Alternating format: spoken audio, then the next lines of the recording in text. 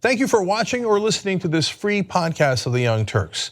We want to make sure that you get some portion of the show every day, but if you want the full show, which is actually 5 segments, come become a member and support independent media as well. tytnetwork.com/join. Meanwhile, enjoy the free podcast.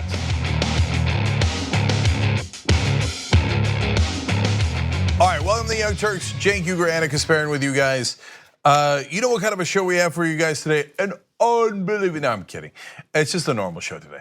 I think it's actually going to be a really incredible show today. All right, let's see what happens. It's going to be tremendous. It's going to be a strong show. In order to prove myself right, I'm going to take the day off. Okay. It's like, wait, this keeps getting better and better. No, yesterday was bananas. Every story was made of bullion gold. Okay, today's just oranges. That's my sense. No, don't listen to him. Today's show is so good. I'm so excited about it. Okay. I get to talk about Mick Mulvaney. Yeah, finally, the Mick. No, okay. but yeah, there's stuff that we got to get to. Okay, so we're going to do it in one sec. I just want everybody to remember tonight's election night. So that at 8 o'clock Eastern, 8:05, we're going to go on air. It's going to be me, John, and Ben, and we got a bunch of really important states. Iron Stash is up tonight. Okay, so will he win? And then how good a situation is he in to take Paul Ryan's old seat? Among many other states and elections that are so important tonight. So don't miss it. Tell your friends, your neighbors, and even Randy Gonzalez to tune in tonight to tyt.com/live. After all these years, will someone get Randy Gonzalez to watch? Okay, all right. Do you think anyone gets that reference anymore? It is so old. It's so old, but it's so good. Those were the golden days. I know. Okay. You know what that was? That was the golden days of America. Okay. All right, we move forward. Casper, take it away. Yes. Recently, Donald Trump signed the Defense Reauthorization Act, and in that signing ceremony and in his speech, he applauded himself and his White House for doing more for our troops and for our veterans. But the reality is that there are a number of regulations that are put in place in order to protect our troops from predatory lending that the Trump administration wants to do away with. And recently, they have done away with something that would protect them, something known as the Military Lending Act. They have decided to stop supervising financial institutions that continuously prey on our soldiers. Okay, so let me give you the details of what's going on. First, there's Mick Mulvaney. He is the interim director of the Consumer Financial Protection Bureau. That is the very bureau that is supposed to be supervising predatory lenders to ensure that they're not going after our troops and essentially pressuring them to take out loans that they can't afford, loans that usually have incredibly high interest rates. Well, the Bureau's supervisory staff typically conducted these checks to make sure that the lenders aren't charging military members exorbitant interest rates, pushing them into forced arbitration, or otherwise not following guidelines outlined in the Military Lending Act, a 2006 law that protects active duty military members and their families from financial fraud, predatory loans, and credit gouging. So now the CFPB is saying, yeah, we're not really gonna supervise anymore. You know, like we're just gonna let these lenders do what they wanna do. It's true, it's Omarosa has it on tape. They sound exactly like that. They don't have, no, Omarosa doesn't have it on tape, but we do have tape featuring Mick Mulvaney very openly sharing what his thoughts are on the CFPB, the Consumer Financial Protection Bureau. Remember, he is the temporary head of the agency while the Trump administration looks for someone to take his place. And so during Senate hearings, here is what Mick Mulvaney had to say about the CFPB. Do you still believe that CFPB is a sad, sick joke? Yes, sir, I do. And I'll be happy to tell you why. It is, to me, sir, one of the most offensive concepts, I think, in a representative government, which is almost completely unaccountable government bureaucracy. So Mick Mulvaney goes to the CFPB. Again, this is an agency that's incredibly important. It was put together after the financial collapse in 2008 in order to protect consumers from predatory lending, right? And Mick Mulvaney goes in there and he's like, yeah, don't like any of this, dismantling it, sorry. And so that's what he's doing right now. And so don't be fooled when you hear that the administration cares about our military, cares about the troops, cares about our veterans. No, they don't. They care about the very financial institutions that fund their campaigns. Mick Mulvaney's top donors include payday lenders. And so, of course, he's gonna wanna deregulate. Of course, he's gonna wanna stop supervising and protecting our troops from these predatory lenders. I mean, it's of course gonna happen. So, okay, first of all, the whole point is to protect consumers. So if you're a Republican, are you proud? Oh, we're not protecting consumers anymore. Okay, if you say, well, the average American, I don't give a damn about them, let the bankers crush them. I don't know what kind of conservative you are. It's not really a conservative position. But in this case, it's veterans. And these scumbags, the predatory lenders, that's what they are, target veterans at 4 times the rate of an average citizen. So when you see a veteran, you see someone you respect and that sacrificed for their country. When they see a veteran, they see a target. They see a mark. And Mick Mulvaney just came in and said, have at it, Hoss. You want to target veterans? There are a lot of veterans that are livid over this. And Army Colonel Paul Cantwell, for example, said, why do you think we have people standing guard in the military? And what he just did was he just took the people that were standing guard off the guard and just let people run in and defraud our veterans any way they like, basically. And that's his job. And why is it his job? Who pays his bills? The payday lenders, the predatory lenders pay Mulvaney's campaign donations. He works for them, he doesn't work for you. You think he cares about veterans? No, he cares about his donors. That's the only thing he cares about. And it's not just veterans. Veterans are certainly included in these predatory tactics, but this also involves active duty members of our military who oftentimes are very young. They're out of high school, they have no credit history. And so since they're so young and financially inexperienced, they are a prime target of these payday lenders, of these predatory lenders, of these institutions. And so this Military Act of 2006 was so important, and luckily it's still in place. And the whole point of that was to ensure that these scumbags don't continuously target them with insanely high, unaffordable interest rates. And so in 2015, the Obama administration really did beef up that regulation to ensure that the CFPB was supervising these organizations to prevent them from, just leeching off of our military. By the way, the Bureau now says that it will only be able to take action against lenders when it receives a complaint. So they're not gonna do anything unless, you go through the insane bureaucracy of reaching out to them and filing a complaint. Yeah, and by that time, as some of the veterans are and their advocates are pointing out, it's too late. Your life's already been ruined. They've already foreclosed on your house. They've already taken everything you have, et cetera. Now, I'm gonna tell you in a second how much money that the Consumer Financial Protection Bureau had saved veterans and Anna's right active service members as well.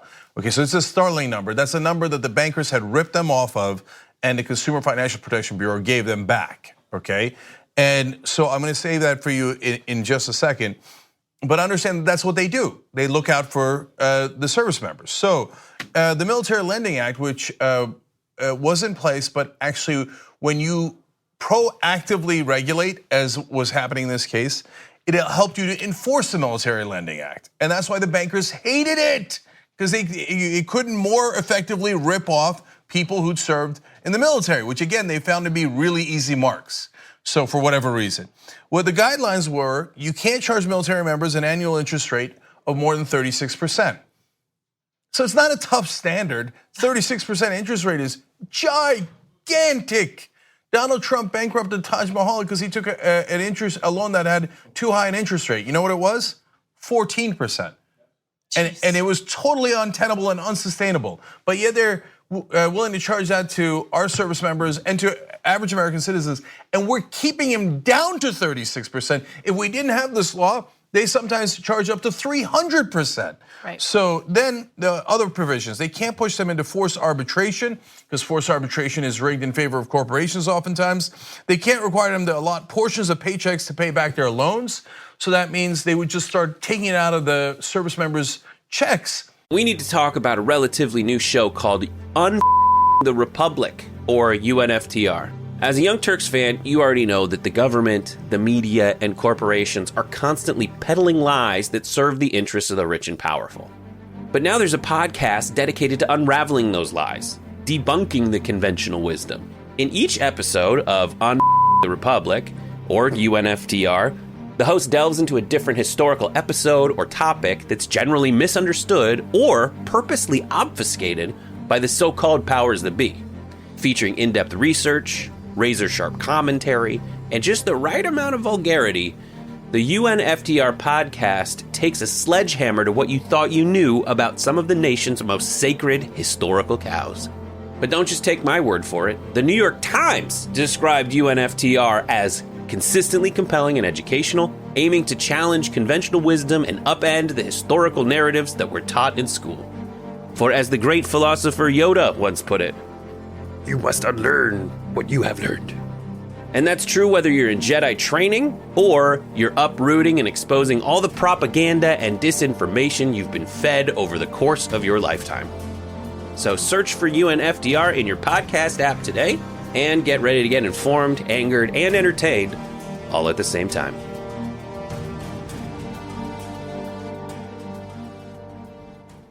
If they couldn't pay it back, but they might need that money for family, for their food for their family, for rent. Otherwise, they might be homeless, etc. But they would just grab their paychecks, and the Military Lending Act prohibited that. Okay, and then the last one was creditors can't charge a penalty for early payment. Now that's mental. If I have the money and I'm willing to pay you, so I don't have to keep paying that ridiculous interest rate, why can't I just pay you? They said, no, I'm going to charge you a penalty for being a good guy and paying ahead of time. You know why? Because they want their interest. Yes, because they want to rob you blind. So the Military Lending Act is great. And what is it? It's regulation to protect veterans and service members. So then on top of that, it was regulated in a way that they didn't wait for your life to be ruined. They were proactive. So what did that do? How much did that save? Let's go to graphic 6. Okay. Proponents of the system say that it worked out well, and they say that the agency says it delivered more than $130 million in relief to service members since 2011 and handled more than 71,000 consumer complaints from them and their families. Is also taking enforcement actions after discovering lenders that broke the law. So several layers of regulation that you see there. What is the point of regulation? It is just laws meant to protect you. So you do regulation so that your local plant can't put toxic liquid into the nearby stream which your kids swim in. That's a regulation. In this case, you regulate the predatory lenders so they don't prey on our service members. That's regulation. You could do it before, in the middle, and after, and there's different gradations of it. And now Mick Mulvaney and the Trump administration said, don't worry about it. Let's see if they catch him afterwards. They'll catch him for a lot less. That's $130 million those lenders are gonna rob from our service members. Do you support the troops or don't you support the troops? And the reality is, progressives actually care about them. They're American citizens, and they signed up to protect us, etc. So we want to protect them. And what do conservatives say? And I don't think it's real conservatives, to be fair to conservatives. Right. I think it's the corrupt Republican politicians. They go, yeah, I don't give a damn about those people. It's a punchline for us. That ribbon you put on your car, support our troops, don't care. These guys pay our bills. Bankers pay my bills. Bankers, go rob them, go rob them. So they saved $130 million for you guys. You think bankers pay, with all their army of lawyers, you think they pay $130 million because they didn't do it?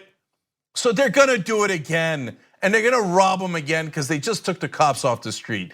That's what these guys are. Mick Mulvaney is one of the most corrupt people we've ever had in government.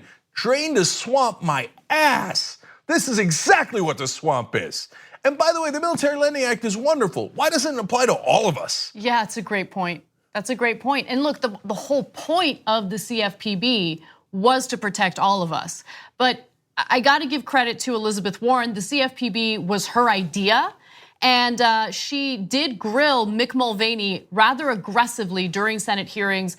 And what you're about to watch is an example of all the different ways Mulvaney has gone after the CFPB. Take a look. In 2012, you voted in favor of a Republican budget that called for eliminating the agency entirely. Is that right? I don't have a specific recollection, but that sounds familiar to me. Sounds yes, familiar. Okay. But that was only the beginning. You also voted for Republican budgets that eliminated the CFPB in 2013, 2014, and 2015. Does that sound right? Again, yes, ma'am. There were occasional Republican budgets I didn't vote for, and I don't know what was in them. But generally speaking, I see your point. Yes, ma'am. All right. And in 2015, you also supported a standalone bill that would have killed off the CFPB. Is that right? That's correct. I think I was a co-sponsor of that. Yeah, he is now the interim head of the CFPB, which is fitting for the Trump administration. Why do you think they want to destroy the organization that protects consumers? Come on, man, get your head out of your ass. If you're a MAGA guy, you're getting that red hat dirty. Okay, get your head out of your ass. They're not here to protect you. They're here to protect their donors. Come on, man, it's brazen. It's like, you want to protect consumers from bankers? No, we're the Republican Party. We love bankers. There's no other explanation. Oh, you think, the banks are too regulated. Poor predatory lenders. What if they can't rip off service members and charge them 300% interest rate? Poor payday lenders. Does anyone in the country believe that? Anyone? You think that the victims are the bankers and the real thugs who shouldn't be protected are service members and veterans? Is that what you think? Okay, fine, then I guess you're that kind of animal. So Mick Mulvaney, one of the most corrupt guys, Donald Trump, who appointed him to be that corrupt, and he's very happy with him, to destroy any protection that whether it's service members or any US citizens get from the guys on Wall Street who want to rob you blind, have done it before, and now they're gonna get to do it even more. Yeah, well, let's go from one disastrous administration official to another one.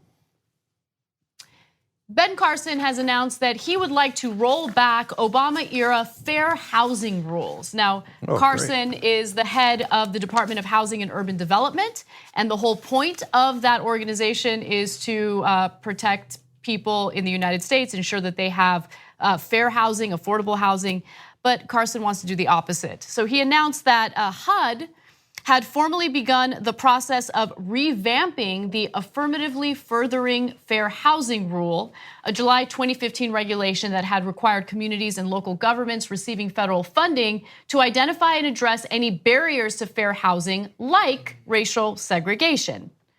So there are racial segregation issues. A lot of these issues do have a lot to do with socioeconomic status.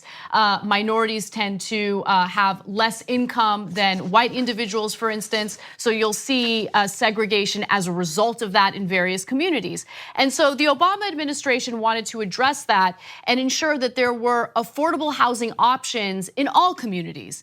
And Ben Carson wants to do away with that. So HUD announced in January that it was suspending the obligation of most local governments to comply with the rule until 2020 or in many cases 2025.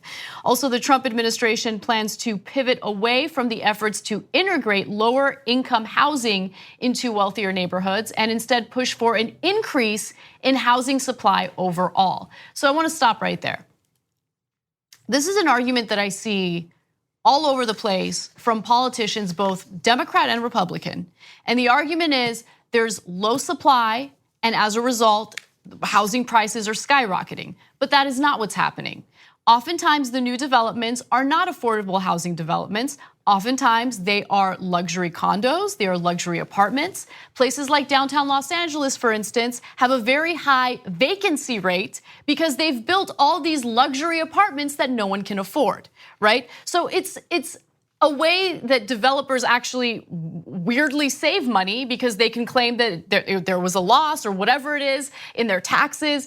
In California, in Los Angeles specifically, all new developments are expected to have some affordable housing integrated, which is great. Do you know how many of those units have to be affordable? 15%. 15%, that's it, 15%. 15% is not gonna help get people off the streets in Los Angeles. We have a huge homeless issue in this city. But anyway, just wanted to address that because it's all BS. When they say, oh, we need new developments, they're always luxury developments that no one can afford. So along those lines, I actually talked to a fairly wealthy businessman over the weekend. And you know what he said in response to what Anna said? She's 100% right. Thank you. Okay. Yes. Yes. Yes. Okay. So he said, well, I see what's happening here. They're building a whole bunch of housing, and it's for people like me who can afford it. And what do? They get tax credits. Yes. Why are they getting tax credits for housing that we're going to buy or rent anyway? So why do they need tax credits to build housing for wealthy people? That doesn't make any sense. And he said, you know how many homeless people are on my block? He said 5. They live there. They live on the streets. So where's their housing? The problem isn't that rich people in Los Angeles don't have enough housing. The problem is that poor people don't have enough housing. So it's now, what does the Trump administration do? First of all, of course, they get an African-American guy to go and say, do you really need fair housing? It's a nice little trick, right? Hide behind minorities. So look, the Democratic Party does it from time to time too, okay? But in this case, it's the Republican Party doing it fairly brazenly. To me, if he had made a case for, look, here's my economic model for why more housing is going to lower prices, and let me show you 3 models where it worked, right? Here's where it worked in Portland or San Antonio, et cetera. Well, I'd say, okay, I don't think that's a crazy idea. Now, Anna makes a good point that it hasn't worked out that way at all. At TYT, we frequently talk about all the ways that big tech companies are taking control of our online lives, constantly monitoring us and storing and selling our data. But that doesn't mean we have to let them. It's possible to stay anonymous online and hide your data from the prying eyes of big tech. And one of the best ways is with ExpressVPN. ExpressVPN hides your IP address, making your active ID more difficult to trace and sell to advertisers. ExpressVPN also encrypts 100% of your network data to protect you from eavesdroppers and cyber criminals. And it's also easy to install. A single mouse click protects all your devices. But listen, guys, this is important. ExpressVPN is rated #1 by CNET and Wired magazine. So take back control of your life online and secure your data with a top VPN solution available, ExpressVPN. And if you go to expressvpn.com/TYT, you can get 3 extra months for free with this exclusive link just for TYT fans. That's expressvpn.com/TYT. Check it out today. But if you could show me cases, I could see it conceivably working. The problem is you can't show me cases of that working because it doesn't work. And that's not how it's structured. It's structured so the politicians get rich from the guys who give them. Real estate is gigantic donors to politicians. It is one of the most understated donors in the country. They don't get talked about that often. They contribute a lot at the state and local level. And in return, they get billions of dollars of tax credits and don't actually have to give you any affordable housing. Yes. And finally, that quote that Anna read for you is to me the most critical one. That they plan to, quote, pivot away from efforts to integrate lower income housing into wealthier neighborhoods. Yeah. They're like, yeah, we're done with it. We're not, HUD is supposed to be not for rich people. It's supposed to be for working poor, middle class, to help you to get housing. And here they are, they're saying, we're pivoting away from that. What are you pivoting to then? No, but Carson is brazen in just his utter disregard for low-income communities. Let's go to graphic 12. This is another quote. Carson has denounced government efforts to desegregate housing in America as, quote, failed socialist experiments. Yeah. Because, in the South, when there was segregation, it probably would have worked out on its own. I'm sure that at some point they would be like, wait, why are we keeping African Americans out of the pools and out of the diners and out of the homes and out of the schools? Golly gee, I don't know. Why don't we just change our mind out? Well, we tried that for a couple hundred years. We tried that on slavery for a couple hundred years. It turns out they didn't change their mind. We tried it during the Jim Crow years and then throughout 100 years after slavery. And it turns out they don't just change their mind and go, hey, you know what? Let's move into black neighborhoods and let's have blacks move into our neighborhoods. No, it turns out you had to do desegregation. And this guy the puppet that he is, gets hired to come out there and go, when he's awake. I don't think we should do desegregation. Notice that I am black, so it's okay. Don't do desegregation anymore. Let's not forget the aspect of housing that's also happening in cities like LA, as housing, at least building and revamping communities, spreads to South LA, to now Inglewood, and next is Compton. This is just local right now. I'm sure it's happening in every other city. So then, usually what people considered was black and brown communities will get run by all these housing increases, further pushing people out even further. So it's actually the opposite effect that's happening. We're talking about how possibly they're pivoting away from desegregation and not bringing, and the thing is, the talk about low income housing, the mindset is that, oh, these are projects or something. We're talking about places people can just live in. Everyone's not just homeless on the streets and trying to get into a place and then squat. We're talking about just normal living situations because of all these jobs that Trump is touting that he's done for the black and brown community in his whole 2 years in office. What is that doing for people being able to live where they are? Instead, the opposite effect is happening. People getting pushed further and further out. Transportation to get to these places is even harder. To maybe get to work. Everything is affected by where you live. We know how that works. But if the continuing advantages are given to people who have all of the advantages already, and now no one else can get anything else, and it's their fault, and now for getting pushed out. No, you just made such a great point that I didn't even consider in the context of this article. People like Ben Carson and the wealthy donors, they're worried about low-income individuals infiltrating their rich neighborhoods. But what's really happening throughout the country, and especially in Los Angeles, is that wealthier people are infiltrating poor neighborhoods and gentrifying it and pushing low-income people out of the neighborhoods that they've lived in their entire lives, right? Now look, gentrification is a difficult, complex issue. It's not all good or all bad, but there is a housing crisis in the country right now. And the way that they're handling it is only exacerbating this issue. Yeah, and JR and I had a great conversation about gentrification in one of the old school episodes. If you remember, you can get all the old school episodes, tyt.com/join to become a member, get all of our shows. And it partly depends. The reason Anna says not all bad is if you're a homeowner in a place like Compton and there's gentrification, your prices went up. If you're a renter, you're in trouble. You're gone. And then you got to move hours away from LA to be able to afford any housing at all. So it pushes poor people further and further away. I remember we had affordable housing in East Brunswick, the suburb that I grew up in New Jersey. Nobody exploded. There was no problems, right? And it helped to create a diverse background where people were friends with each other from different. We had middle class, we had rich people there, we had poor people in East Brunswick. It's fine, but people are so obsessed with no, all mine, all mine. And that's why they get guys like Ben Carson to do their bidding, and it's gross. And I'll reiterate again, these poor housing, people that can't afford housing, is suddenly their community has houses that are $800,000. You're like, oh, I can't afford that. And they go, oh, you schlep. That's the thought process. We don't know the numbers behind it. $800,000, talking about minimum in these communities now. It's not the case it's not a case that you're a lazy ass and you don't know how to do anything. It's that you're not able to afford nearly $1 million houses. Think about that across the country, about how that works. Who has a 20% down payment for an $800,000 house laying around? Who does? It's in a lower income neighborhood. It's preposterous. So and that's how gentrification works. And so, but on the upside now, we will get bankers who could now sing "Straight Outta Compton." Straight into Compton. Yeah, that's right. Straight into Compton on a Bentley. All right, we got to take a break. When we come back, more stories for you, including Trump's recent attack on Jeff Sessions. All right, back on the Young Turks. Plenty of comments here. Let me go to Twitter first. Dragon Lady Racer says, the fact that we have a separate law to protect service people from these types of lenders, besides the ones against all consumers, shows just how bad these type of bankers are.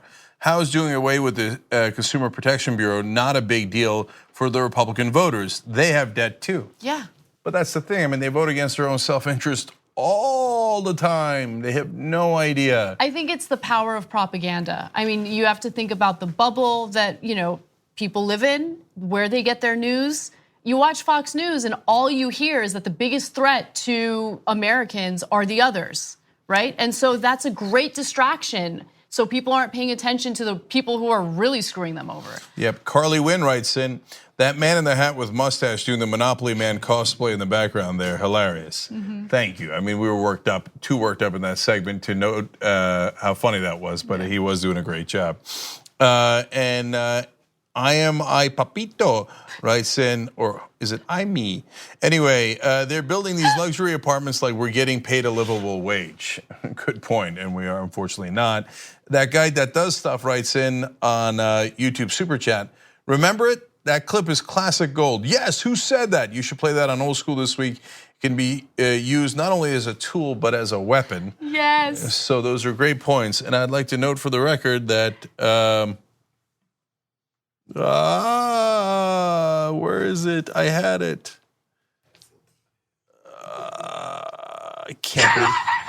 I can't find it, so I just played a random. Yes! Who said that? Thank you. Gonzalez? I'm coming. I'm coming. That's right, that's right. Drastic times require what? Drastic measures? Drastic measures, yes! Who said that? Thank you. Drastic times require drastic measures.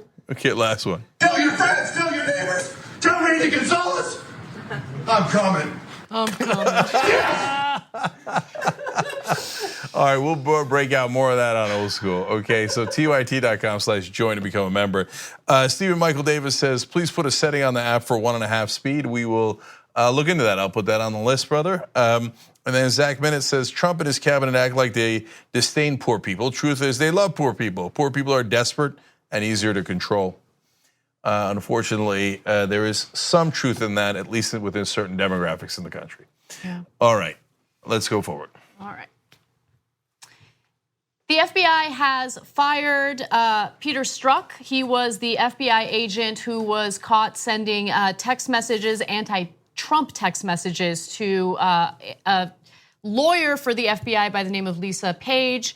And so he did testify in front of our lawmakers, and the Trump administration has been going after him aggressively. An investigation found that his anti-Trump bias played no role in the Russia investigation. He was immediately taken off of that investigation as soon as Bob Mueller knew about the text messages. But Trump is capitalizing off of the whole Peter Strzok story, and I believe is using this to further push for certain members of this investigation to get fired. So let me give you some of the recent tweets, and then also we'll talk a little bit about how he's attacking Jeff Sessions again. So Trump had tweeted that fired FBI agent Peter Strzok is a fraud, as is the rigged investigation he started. There was no collusion or obstruction with Russia, and everybody, blah, blah, blah. Oh, so whatever. bored, Jesus. Yeah, I know. Stop tweeting the same thing, you maniac. He's tweeted that like 1,000,000 goddamn times. All right. So, by the way, just this quick side note, there has been a GoFundMe page for Peter Strzok, and he was able to raise, or at least this page was able to raise $300,000 in less than a day and a half. I'm sure the number has increased since we last checked. Also, Trump had tweeted, they were all in on it, meaning Strzok and all that. Clear Hillary Clinton and frame Donald Trump for things he didn't do. Greg Jarrett on Fox and Friends, if we had a real attorney general, this witch hunt would never have been started looking at the wrong people. Okay, so that was his response to a Fox News segment. He's watching, he's live tweeting. You know, he's not TYT live tweeting, but he's tweeting to Fox One News. Yeah, and so in that tweet, he went after Jeff Sessions. Okay, so there's two parts of the story. One is the firing of Peter Strzok. I think it's a terrible idea. What does it do? It encourages them. So far, Donald Trump has attacked James Comey, then fired him. Then he attacked Deputy Director Andrew McCabe, who was fired. Now Peter Strzok, attacked by Donald Trump, fired. What are you doing? You're just encouraging the monster. So everyone he's wrongly attacking, you go, okay, yeah, I don't want it to be a distraction. I don't want the president to tweet about it. That's the reality. You think Christopher Wray looked at this and was like, oh, I think what Peter Strzok did was so bad. He had a political opinion. All right, great. Then why don't you fire almost everyone in the FBI? Well, how many people in the FBI voted for Obama? How many of them voted against Obama? By all accounts, the majority of FBI agents are Republicans. So should we fire every Republican in the building? Did they ever say anything bad about Obama in their private lives as Strzok did in his private life? My guess is overwhelmingly. So we're gonna go on a witch hunt and fire everyone who says something bad about Obama or Hillary Clinton? Are you kidding me? You'd have to fire most of the FBI probably at that point. How about Bernie Sanders? Peter Strzok had terrible things to say about Bernie Sanders. I think Bernie Sanders is a great candidate. Do I think Strzok should be fired for that? No. Because of course they have political opinions. So all they did was they took those texts and they blew them out of proportion. And it's so obviously brazenly political. And the fact that we have to have these nonsense conversations as if we're not adults and we don't know what's going on. And then they get encouraged by Christopher Wray. You schmuck, they're looking to fire and imprison you. Do you know that the director of the FBI is of course a Republican, Chris Wray, okay? He's the one that just fired Strzok. Jerry Falwell Jr. is talking about how he should be imprisoned. Not just fired, imprisoned. So go ahead and encourage them like an idiot. How many times have we seen this movie? Now it's Republicans doing it. Usually it's Democrats who are like, oh, I'm so sorry. Even though you're totally wrong and I'm totally right, I'll fire the person. I'll get rid of them because it's a distraction. It's such cowardice and weakness. So, all right, so it's the Republicans that are doing it now at the FBI. They'll come for you next, you idiot. Now, let's go to the tweet, not the same thing about collusion, but the other one where he says, I wish we had a real attorney general. I mean, we've gotten used to a lunatic for president, an absolute lunatic. In my lifetime, I've covered politics for several decades now. No president attacks his own attorney general in public. That's insane. That's insane. And says, you're not a real attorney general. And what did he call? He's called him weak and ineffectual, etc. over the weekend. Who does that? What kind of maniac does that? And okay, put aside the fact that he's clearly mentally unstable. Put that aside for a second. We're putting that aside for the president of the United States. Okay, now the second part of it is, hey, come on, man. Unless you're a totally dishonest actor or a sad, pathetic, brainwashed MAGA dude, okay, why do you think if he hates Sessions so much that he's not firing him? If he was worried about Sessions for other reasons, not to cover his own ass, but he is concerned that he's not doing a good job as Attorney General. Does Donald Trump not know how to fire people? I thought that's how he got famous, by firing people on Apprentice. He's fired plenty of people from the White House. Why doesn't he just fire Jeff Sessions? He doesn't fire him because it's obviously to cover up for his crimes. And he would be charged with obstruction of justice if he fired his own attorney general where the Justice Department was investigating him. I mean, he would fire Jeff Sessions simply because Jeff Sessions recused himself. And so, and that is why he keeps insulting him, trying to get him to quit so that he can say, well, I didn't fire Sessions. Okay, he happened to quit. So, and I happen to find some lackey, he's out of lackeys. A lot of them have turned on him. Maybe Rudy Giuliani, maybe he'll appoint one of his idiot sons or something. Okay, Donald Trump Jr. is the new attorney general. Guess what? He fires Rosenstein and he fires Mueller. I'm cleared. You can't see this as political. If you can't see this as pathetic, political, you're in one of a couple of categories. One is you're a MAGA guy who just doesn't care. You're a loser, and all you care about is my guy. And you don't care about facts at all. You're pathetic. Or there's a lot of folks in the mainstream media who are like, he says this and she says that. I don't know why they fired Strzok. I don't know why they want to fire Sessions. Now, look, a lot of them point out. A lot of them are that there's a good reason why he's threatening Sessions and trying to bully him, etc. But overall, even they're pulling their punches. It's super obvious what's happening. And when they pull their punches, we get into a false debate. This isn't a debate. Donald Trump clearly wants to end the investigation. He says it every goddamn day. It's an investigation of him. If the FBI was investigating you, do you think you could just end it? Be like, hey, you know what? I'm tired of this. Yeah, you could just fire the people doing the investigation. Yeah, well, hey, the FBI is looking into me for what? Money laundering or doing whatever other nefarious acts. I fire you. Or you try to somehow get the prosecutor fired. That would obviously be obstruction of justice, and you go to prison for a long, long time. I'm so tired of it. Yeah, me too. You know what? Let's take a quick break. When we come back, an update on the whole Omarosa debacle. She has a new tape, and this time it has to do with racial slurs. We'll be right back. You're right in the middle of this podcast. We got another great segment coming up for you. If you'd like the full show, which is actually 5 segments, go to tytnetwork.com/join. You become a member, you support the show, you support independent media, and you get the whole 2-hour show ad-free every day. Let's go do it now.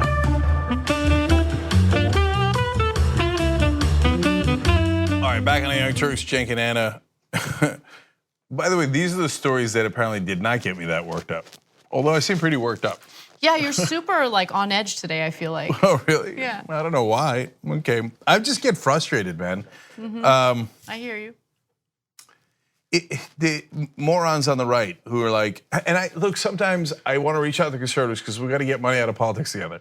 On the other hand, they're like, oh yeah, the FBI had a conspiracy to make sure Donald Trump didn't win. Then why did he win? Oops. No logic, none, zero. Why did the FBI announce the reopening of the investigation on Hillary Clinton, like very close to the election date? What, to absolutely torpedo her chances? Right. What kind of, if there was a conspiracy, it was the most incompetent one in American history. Okay, anyway. Gaming Pegasus 187 writes on Twitter, if you ever wanted a case study on how to look like the guiltiest man on the planet, read Trump's Twitter. And then he adds, God help you. I will say though, I get a lot of satisfaction from reading his tweets and really understanding how much pain he's in. Oh, that's an interesting Because point. he's worried. The panicky tweets are great. He is stressed 24/7. Yeah, that's good. You made me feel a little better. Yeah. By the way, if you want to talk to us on Twitter during the show, hashtag TYT Live to send in your comments. Or use YouTube Super Chat. I'm going to go there now. Player 2 writes in, stay back, my mouth is big enough for 2 of these. My mouth is big enough for size. You know what, you got to add that to the soundboard. Even though no one will understand what it is. Okay. My mouth is big enough for size. And player 2 also added this, so I'll just play it instead of saying it. Sarabies. Well, your mouth maybe could take 2 Sarabies as well. All right, anyway, now on to a little bit more serious stuff. Batman Swaggins writes in on YouTube Super Chat, and thank you, that helps the show. One point not mentioned is that Donald Trump benefits from keeping high prices for housing, as that is his main business. So no surprise they don't care about it. Yep. And Photog Mike writes in, my single mother lost her house to the mortgage crisis where my family tried to help her with mortgage modification to no avail. Now she rents a low-income apartment that I help her with doing 2 jobs. That's America. Yeah. That's America, and the people in power have no idea. Super frustrating. Well, we're trying to fight for you guys. Hope you guys can support us as well. tyt.com/join to become a member and support the home of progressives. All right, what's next, Anna? The Trump administration is attempting to censor Omarosa, Manigault, Newman in a panic, and they're doing so through a potential arbitration suit. So Trump's campaign has filed arbitration against former White House aide Omarosa Manigault Newman, alleging that she violated a non-disclosure agreement by publishing a tell-all book. She's also releasing audio recordings, secret audio recordings that she had recorded while she was at the White House. And they don't like it because it doesn't make the Trump administration look particularly good. But the question of whether or not they can enforce an NDAA is kind of up in the air because we're talking about the government, we're not talking about a private business. And so do non-disclosure agreements hold any weight? Are they binding in this scenario? Legal analysts are kind of wishy-washy in answering that question. So we'll see what happens with that. But there are newer audio tapes that are being released now that I want to get to. All right, real quick clarification on that. Omarosa says she did sign an NDA during the campaign, okay, but that it's a confidentiality agreement during the campaign, but that she did not sign one leaving the White House. That they offered her, and this is interesting, $15,000 a month position, which is considerable amount of money, to go to work on Trump's re-election campaign. So what I got out of that story, and she did not sign that. Okay, what I got out of that story is everyone on Trump's re-election campaign has dirt on Donald Trump. That's they're the ones that have, maybe they were incompetent and had to be moved out of the White House. Maybe they were snakes. I don't know what they were, but they have some sort of dirt on Donald Trump. So they move all of them and pay them a ton of money that comes from donors and from Republican small donors as well, and it's used to pay off these people to stay quiet. Right. And look, I'm obviously no fan of Omarosa. I think she's just like Donald Trump. I got no use for her. But I guess, it's a little bit of credit that she didn't take the payoff. Probably because she thought she was going to make more money from the book, et cetera. But at least she didn't take the payoff. Right. So she had previously said that she was going to hold off before releasing any more audio because she was concerned that there were some legal ramifications for what she was doing. But apparently that thought was short-lived because today she released some new audio. Now, first I want to give you some context. There had been accusations by Omarosa that Donald Trump had used racial slurs. And so she had specifically claimed that there was an attempt to spin the news if news came out about Trump using racial epithets. Now, with that said, Katrina Pierson was part of that conversation. That's what Omarosa had alleged. And so Katrina Pierson, who was part of Trump's campaign, started doing damage control and denied everything. In fact, let's give you an example of her on Fox News. In the book, Omarosa says Katrina had heard from her sources that the tape was of Trump using the N-word. Someone she knew who knew political strategist Frank Luntz told her that Luntz had heard it. Lynn, as in Lynn Patton, a longtime Trump aide, reported she asked Trump about it on the plane, specifically whether it was possible such a tape might exist, and he said no. Then she, Katrina, asked him what he wanted her to do, and he said put it to bed. Katrina cursed and said, he said it. Did that happen? No, Ed, that did not happen. It sounds like she's writing a script for a movie. I've already been out there talking about this. That is absolutely not true. So she denies it. The conversation went further. Let's watch the next video.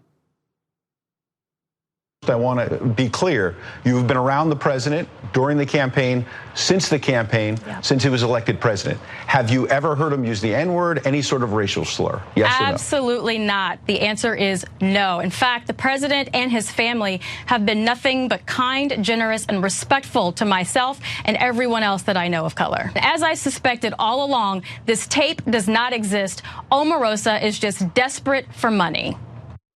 So then Omarosa comes in and says, look, I have receipts. Everything that I've included in my book has evidence to back it up. And then she proceeded to share that evidence on CBS this morning. I'm trying to find out at least what context it was used in to help us maybe try to figure out a way to spin it. Patton then described a conversation she had with then-candidate Trump about making the slur. I said, well, sir, can you think of any time that this might have happened? And he said no. Well, that's not true. He goes, how do you think I should handle it? And I told him exactly what you just said, Omarosa, which is, well, it depends on what scenario you're talking about. And he said, well, why don't you just go ahead and put it to bed? I don't know what the scandal is. No, he said it. He's embarrassed. Katrina cursed and said, he said it. Did that happen? No, Ed, that did not happen. It sounds like she's writing a script for a movie. Oops. It turns out that's exactly what happened. So, look, I don't know. Do you all know that everybody on TV is a liar? And I feel like, because the anchors, they take the political people at face value. And maybe because it's just awkward and impolite to be talking to someone and call them out to be a liar. But these Trump people, And look, it's not like the Democratic politicians don't lie. They lie all the time, right? It's not like Obama's spokespeople don't lie. Now they're treated as angels because of how terrible the Trump people are, right? But they weren't angels. They also lied. Okay, but these Trump people have brought it to a whole new level. Absolutely. They're like, oh, there's no such tape of me saying that. Well, here it is. So what? I'm just going to keep lying and lying and lying. And that's Katrina Pierson. I guess she in the re-election campaign. Right. So how did Katrina Pierson respond to getting caught in that lie? Let's go to graphic 32. In a joint statement after Manning-Galt Newman's appearance on CBS, Pierson and Patton said, no one ever denied the existence of conversations about a reported Apprentice tape and that they occurred because Omarosa was obsessed with it. So the half of that is true. So Omarosa is a snake, and I know I should not use an animal as a derogatory term because animals are innocent. Okay, but she is, and let's keep it real. She knew she's taping, so she's trying to get them to talk about it. On the other hand, they do talk about it. If somebody came in to me and was like, "Hey, Cenk, remember when Anna used the N-word?" I'd be like, "No, she never did. I don't know what the hell you're talking about," right? What a weird thing to say, right? Whereas they're having a conversation like, I know. How are we gonna spin it? We gotta put it to bed. We gotta figure out. And by the way, I mean, let's know it's 3 African Americans in the room trying to figure out how to cover for a president who attacked African Americans using the N-word. I mean, I hope they're happy with how they're getting paid. Yeah. All right, well, let's move on to the next part of this story. Following Omarosa's release of recordings showing that there were some issues in the White House, issues that make the Trump administration look particularly bad, Donald Trump decided to fight back via Twitter. And so his recent tweet in regard to Omarosa has caught a little bit of heat. Let me tell you what he said. When you give a crazed, crying lowlife a break, you give her a job at the White House. I guess it just didn't work out. Good work by General Kelly for firing that dog. So that last part has upset people for obvious reasons. Referring to a black woman as a dog is problematic to say the least. And so, look, I don't know what else to say about it. I mean, but what do you expect? What Trump says is one thing, but his actions speak way louder than words. You guys might be surprised that I'm a little mixed on this, and I'll tell you why. So there are some racial slurs that are obvious, and then the right wing will claim, no, when we called that black person an ape, well, I don't know why you're taking it so personally. No, we know what you're talking about. It's the oldest racial stereotype. It's what people have said for hundreds of years to attack African Americans, okay? And so there's a list of those. Then there are others that mean nothing. You can compare someone to an animal, and it means nothing at all. I just called Omarosa a snake earlier in the show, and I got no problem. I'll say that 1,000 times because she is. And so is Donald Trump, okay? And so is Michael Cohen, and so is almost everybody that works in the Trump administration. If you called her a parrot, you'd be like, okay, I don't know what that means, right? So it depends, So does Donald Trump call people dogs? Well, kind of. He's called women dogs in the past, okay? So there's that. I don't know if that makes it any better or makes it worse. And then he said Mitt Romney choked like a dog. He said David Gregory was fired like a dog. And he said Ted Cruz lies like a dog. Well, see, and that's why I'm mixed on it, because now Ted Cruz whimpers like a dog to Donald Trump. Yes, he does. He does, and I know you shouldn't use that derogatorily because animals are innocent.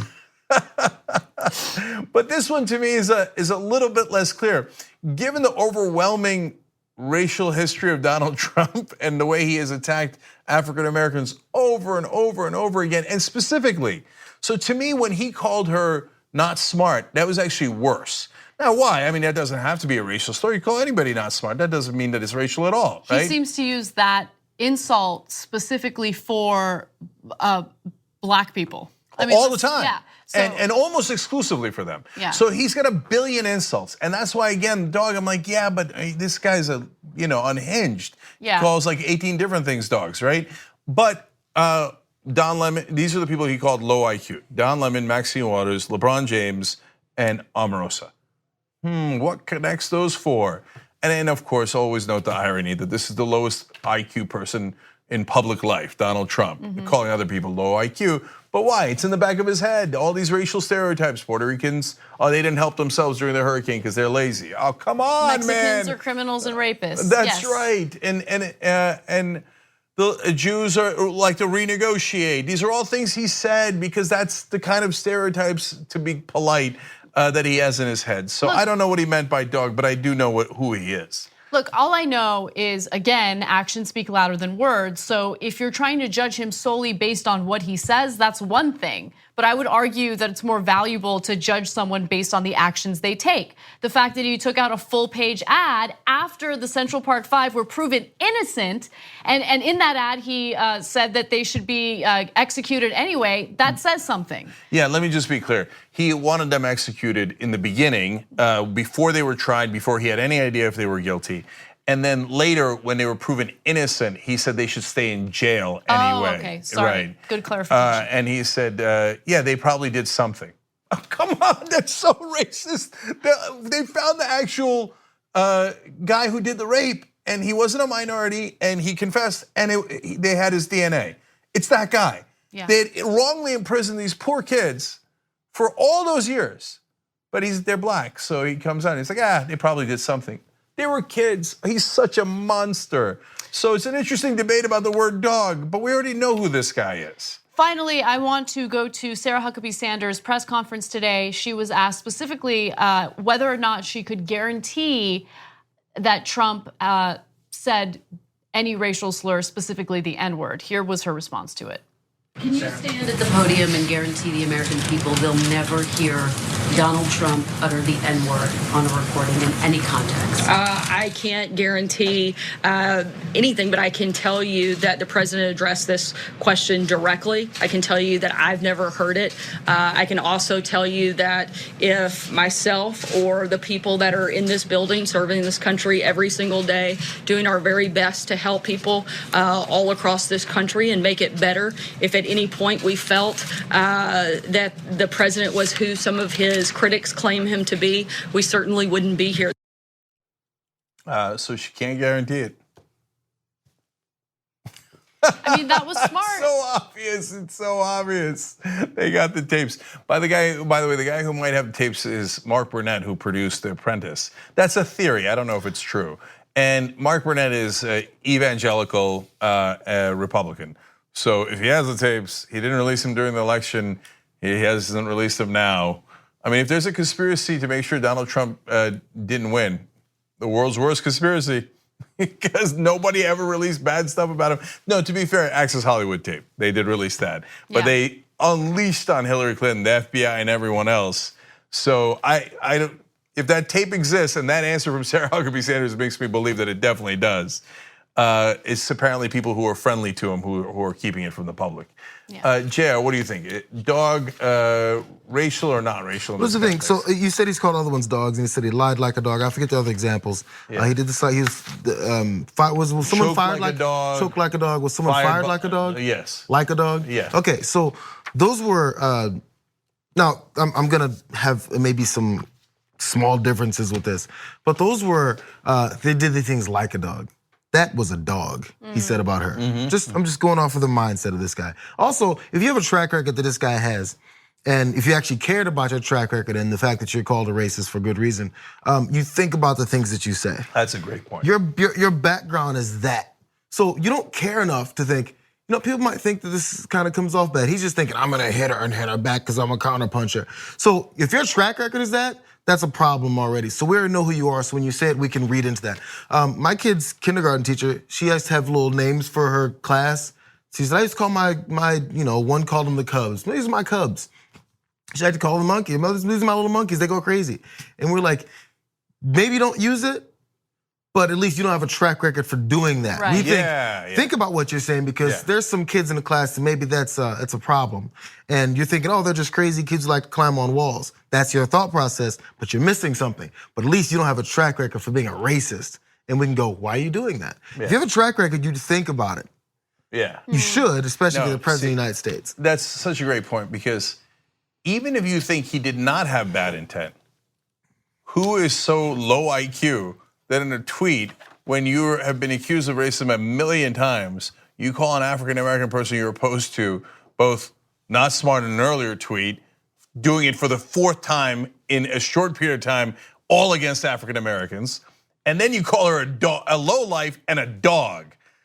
Man, that's not savvy at all. Come on, man. Why? Like, I'm just so like, you know how you're tired about the debates regarding the Russia investigation? I'm tired of having debates about whether or not he's racist. He said that the Charlottesville white nationalists, some of them are good people. Some of them are good people. They were chanting blood and soil, blood and soil. The Jews will not replace us. Who says some of them are good people? All right. So, well, all right. I mean, that's it. And that's that. I'm gonna keep going. I know Go. we'll take a break later. Lou Dobbs, let's go to Lou Dobbs.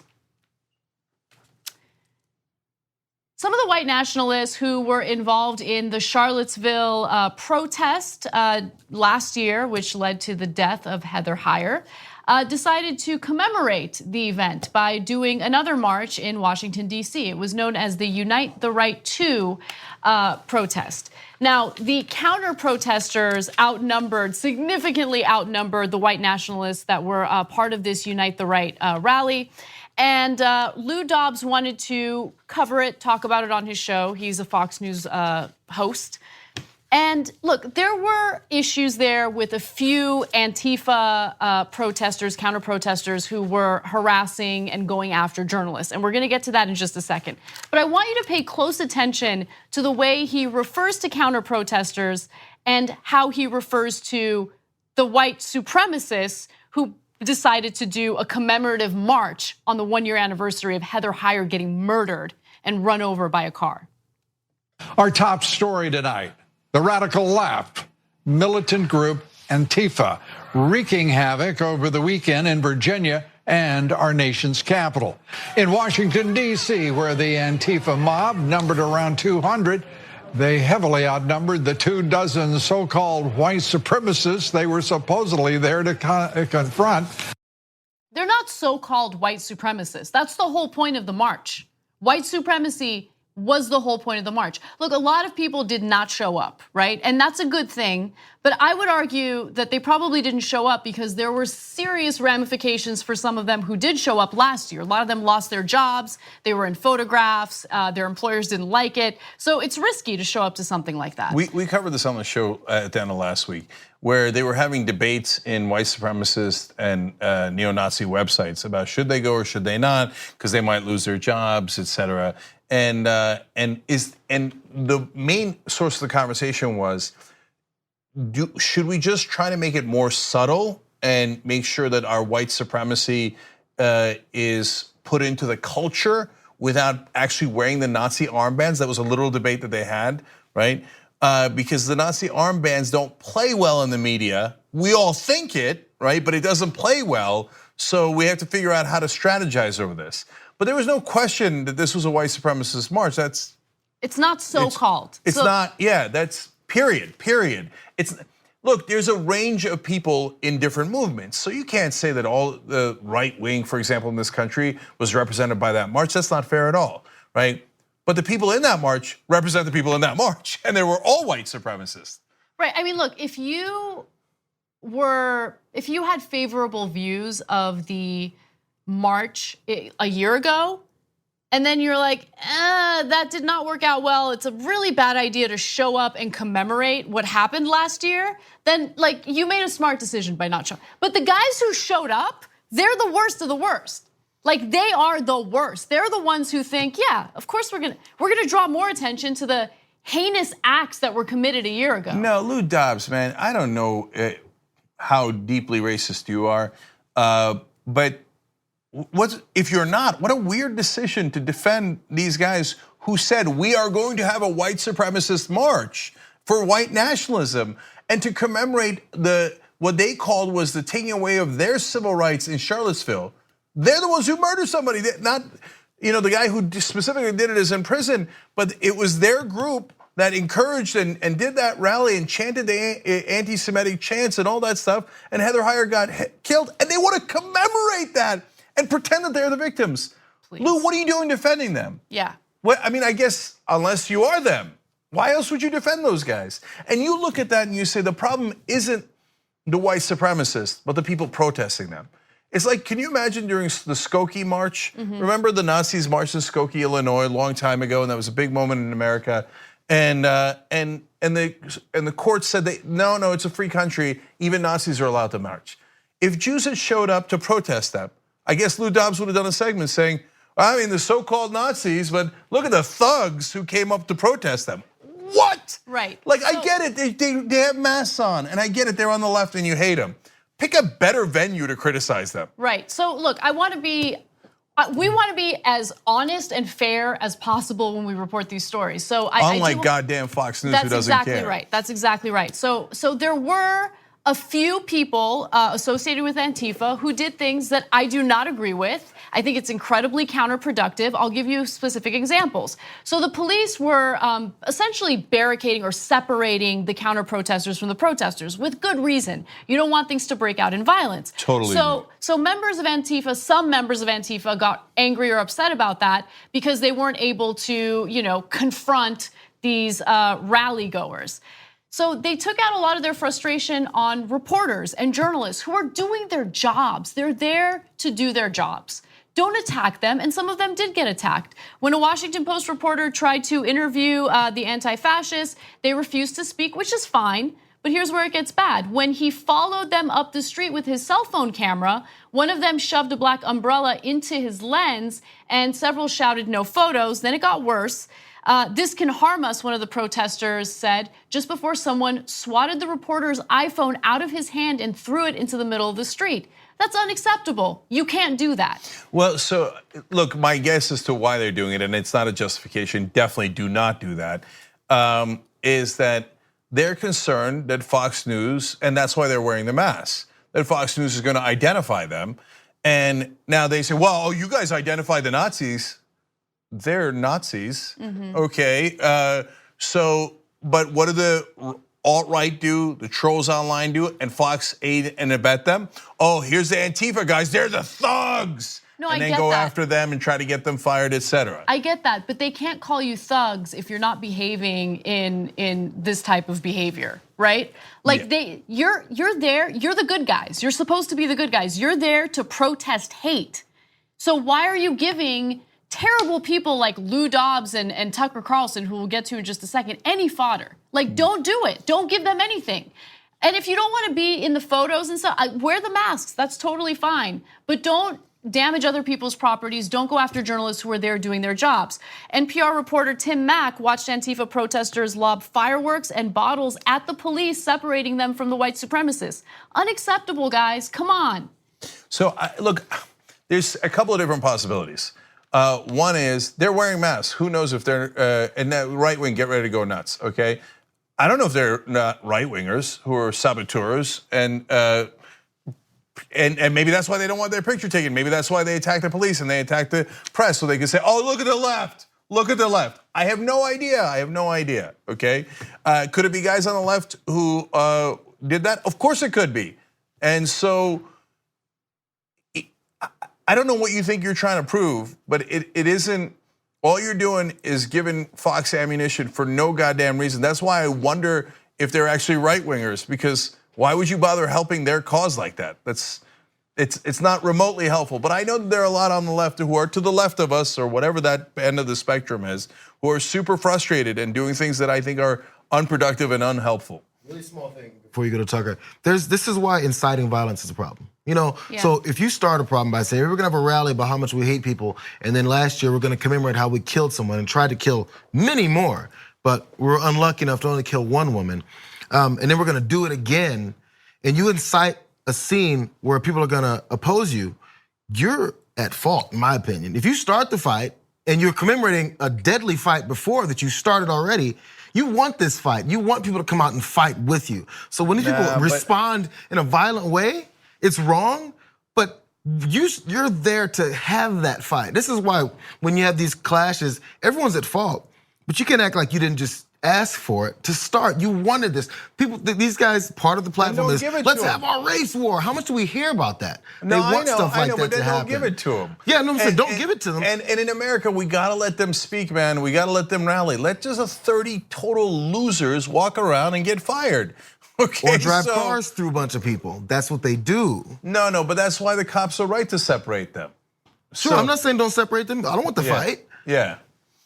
No, but it's not, you can't say it's inciting just to have a rally, because otherwise we can't have rallies. And they got First Amendment rights. So let's you got a First Amendment right to counter protest them. I just don't think it's effective. So let's go to Tucker Carlson. Tucker Carlson essentially has the same talking points, but takes it a step further and argues that the United States has absolutely no race issues. Take a look. Oh, yeah, that's smart. Yesterday was the year anniversary of the Unite the Right rally in Charlottesville, Virginia, in which a woman was fatally struck by a car that was driven into the crowd. If you followed the hyperventilating press coverage leading up to yesterday's event, you probably expected to see thousands of hooded Klansmen showing up on horseback in D.C. to commemorate and celebrate the killing. White supremacy is just that prevalent in America, they tell us. It's everywhere, except it's not. That's a lie. White supremacy is not ubiquitous in America. It's not a crisis. It's not even a meaningful category. It is incredibly rare. You could easily live your entire life in this country without meeting a single person who believes anything like that. Most of us have lived lives like that. I have. What is a crisis in America, and a growing crisis, is left-wing extremism and violence. Our elites abet and encourage it. Our media pretend it doesn't exist. Okay, so Tucker Carlson argues that there is absolutely no racial tension in the country, nothing going on with race wars, everything's hunky-dory, except then you look back at his previous Fox News episodes and you come across stuff like this. A recent piece in National Geographic tells you a lot about demographics in America and about how bewilderingly fast they're changing without any real public debate on the subject. In the year 2000, Hazleton's population was 2% Hispanic. Just 16 years later, Hazleton is majority Hispanic. That's a lot of change. This pace of change makes societies volatile, really volatile, just as ours has become volatile. That's happening all over the country. No nation, no society has ever changed this much, this fast. Consider and be honest, how would you feel if that happened in your neighborhood? The culture their parents and grandparents had built evaporated. They never asked for any of that. It was just imposed on them. They were bewildered, understandably. They caused all of this with their reckless immigration policies, and yet their own neighborhoods are basically unchanged. They look like it's 1960. What is he talking about? Okay, so let's break all of this down. First of all, my favorite part of that is no nation has ever changed this fast, this quickly. Citation, please. Like, you made that up. There's no such fact. Then he goes, now imagine if it happened in your neighborhood. How would you like it? I'd be totally fine with it, because I'm not racist like you. Like, honest, like he can't believe that anyone would be fine with it. If my town, as in LA, for example, or Miami where I lived, became 60% Latino, which it kind of is, okay, when I moved here, I knew what it was, right? Yeah. But anyway, if it became 60% Latino, I'd be like, okay, so what? Whereas Tucker thinks like that's a nightmare. And he's telling everyone in the audience, could you imagine? Come on. No, if it happened in your hometown, these goddamn Latinos coming in? No. What white supremacy? I don't know what you're talking about. My favorite thing in the world is talking about how conservatives who fearmonger about Latinos the most have all moved to Los Angeles, okay? Ann Coulter, Los Angeles. Ben Shapiro, Los Angeles. Prager University, I didn't know this, headquartered in Los Angeles. Breitbart, Los Angeles. Breitbart, Los Angeles. Get out. If you're so afraid of the scary Mexicans and Latinos, get out. Go. We have no interest in you. Okay, so now let's go back to his first clip. He says, the left is hyperventilating over this. The last time it happened, they chanted, the Jews will not replace us, and murdered someone. Being concerned about that is hyperventilating? Stop hyperventilating, Cenk, okay? And second of all, it's not even true. Like, for example, on the Young Turks on Friday, I said, look, it's not gonna be that many people that show up, okay? And how many times have I said that on the show? 1 million times. There's not that many of these idiot loser right-wingers. We overhype them. I tell you not to do counter protests, because otherwise there's 7 dorks that came out of their basement like, did the Nazi takeover happen yet, right? Now, on the other hand, is that all white supremacy is? No. And Tucker knows this. There's a spectrum of white supremacy from, okay, I'm a Nazi and I hate the blacks, the Jews, the Latinos, and everybody else, to, well, I don't call them the N-word, but I don't want them in my town, right? I don't want them in my house. I don't want them at my job. To, hey, you know what? I find that black guy scary. I think that's legitimate to think that they're scary. Don't they do more crime? They're bigger, they're stronger, they're more violent. No, I don't hate him. I don't hate him. Like one guy said in a story we covered, I let him use my bathroom. Wow, okay. How generous. That is, I didn't know you were that merciful. Okay, to Tucker Carlson saying on air that these are scary demographic changes. Why are they scary? No, I love it. Okay, so not only did he say that in one of his episodes in the past, but in the more recent episode where he's talking about this Unite the Two rally, Unite the Right rally, he said this. This is an exact quote from his segment. In fact, this is a generous, tolerant country. It has always been like that. Really? It's always been a tolerant country? So like Native American genocide, that was tolerant. Slavery, that was tolerant. We're having a conversation about this. But we are, because the elderly white people who watch Fox News want to live in their dream world where this country never had any racial tensions. Are you crazy? No, but in a sense, for them that's true because they think, I never had any racial problems. Because you were in the majority. That's not really how it works. And more absurd things that he said. All this change without public debate. What were we supposed to do? Have a debate in that town in Pennsylvania? Hey, should we let the Latinos in? Okay, that was supposed to be a debate. Okay, that's not really how it works. And it's made this country so volatile. No, your demagoguery on air, stoking fear and hatred against the others is what has made it volatile. Left-wing violence, what on God's green earth are you talking about? It makes it sound like it was the left who killed someone in Charlottesville instead of the right. It was the right wing. You know who the majority of terrorists in this country are? Right-wing extremists. Now that doesn't mean Tucker Carlson is an extremist who's gonna kill people. There's a spectrum, okay? But if you look at the great majority of terrorist actions in America, according to the FBI, which I now know that you don't like any law enforcement, but if you look at our government stats, it's by right-wing terrorists. So left-wing violence, because in his mind, in his racist mind, he thinks, what do you mean? Blacks and Latinos are the violent ones, right? We killed them, we enslaved, we did this, we did that, right? And Tucker, I'm not putting it on you, but if you say it never happened, then I gotta tell you, yes, you moron, yes, it did happen. And then he cries, he goes, oh, you're saying, oh, you won't get over slavery and you're accusing me of it. No, I'm just telling you, hey, idiot, don't pretend it didn't happen when it did. And so everything he said there was a lie. My favorite last one was, like some of us go our whole lives without meeting a white supremacist, like me. What, you never looked in the mirror? You push white supremacy all the time on air. And yes, when you say that demographic changes are things you should be worried about, and nobody would want it in their town, nobody would want their town to be majority Latino, and that it's demographics that's the problem, that is by definition white supremacy.